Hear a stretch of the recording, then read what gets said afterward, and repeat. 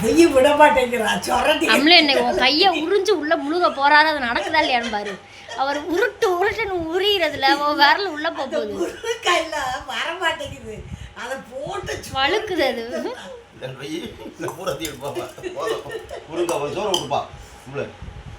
தாத்தாக்கு பொறுமல்லப்பா, போதுன்னு சொன்னாங்க சோறை விட்டு. இன்னைக்கு கை முழுங்க போறாடி, விரல் இல்லாம நாளைக்கு ஸ்கூல் போவேன். அது போட்டு பெரிய வேணாம், அப்படியே அள்ளி அள்ளி கொடு.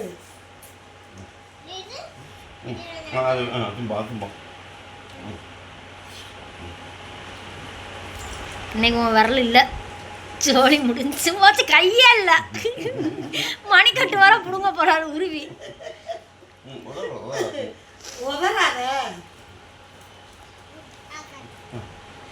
போச்சு, உரிய விடாத கிஷிகா. அவர் உரிய பார்த்தா அவனுக்கு விரல் இருக்காது.